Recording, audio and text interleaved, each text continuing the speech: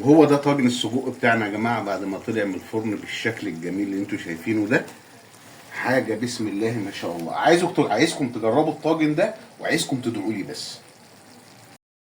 هنعمل معاكم النهارده احلى واجمل طاجن بطاطس بالسجق غير التقليدي. يعني احنا كلنا دايما بنعمل بطاطس بالفراخ، بطاطس باللحمه. انا النهارده هعمل لكم اجمل طاجن بطاطس بالسجق بطريقه سهله وبسيطه جدا.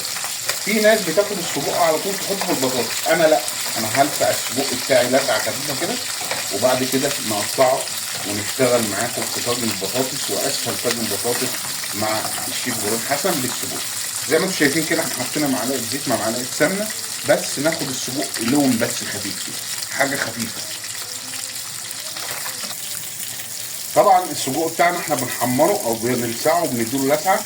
في طاسه ثانيه على النار هنبدا نشوح الخضار بتاعنا نديله تشويحه كده. البصل بتاعنا يدبل بس كده، نقوم نديله التوابل. احنا بندي توابل للخضار ما بنديش توابل للسجق. طبعا في الناحيه الثانيه السجق بتاعنا خلاص بدا ياخد لون، هنبدا نطلعه اهو. الخلايه بتاعتنا يا دوبك دبلت بس، هنديها بقى ايه التومه بتاعتنا الجميله اهي.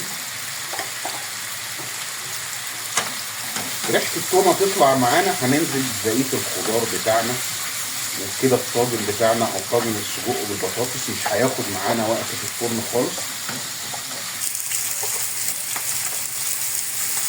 خلاص التومه بتاعتنا ريحتها طلعت، هنبدا ننزل بالفلفل بتاعنا الرومي مع قرن فلفل حامي مع التوابل بتاعتنا، ملح،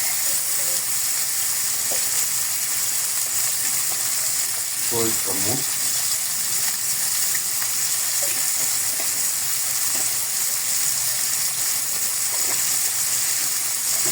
شويه بهارات مشكله، فلفل اسود. وبكده خلاص البهارات بتاعتنا كلها حطيناها والبصلايه والفلفلايه بتاعتنا الجميله. نجيب بقى البطاطس بتاعتنا الرايقه اهي ونديله تقليبه. اديله ايه اهو، شايفين كده الخضار بتاعنا مع البطاطس مع البصل مع الفلفل. وهنحط الطماطم بتاعتنا المكون الاساسي. الطماطم لو حابه تفرميها ماشي، حابه تحطها سليمه زي ما هي مفيش مشكله. كده احنا علينا النار عليها ونقوم ايه مغطينها. هنا هنعمل تريكه كده خفيفه.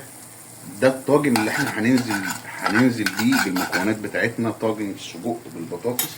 كده حطينا التومه بتاعتنا الجميله وهننزل عليها بشويه الكزبره الجمال دول. الطشه دي بتودي الطاجن ده في حته تانيه. شويه كمون. طبعا احنا سخنا الطاجن بتاعنا سنه زبده كده في الفرن ماشي. نقلبهم تقليبه كده ونجيب بقى البطاطس والخضار بتاعنا زي ما انتم شايفين كده. حاجه بسم الله ما شاء الله اهي تتكلم عن نفسها اهو. نجيب السجق الجميل اهو كده كله في قلب بعض ويلا بينا على الفرن الرايق.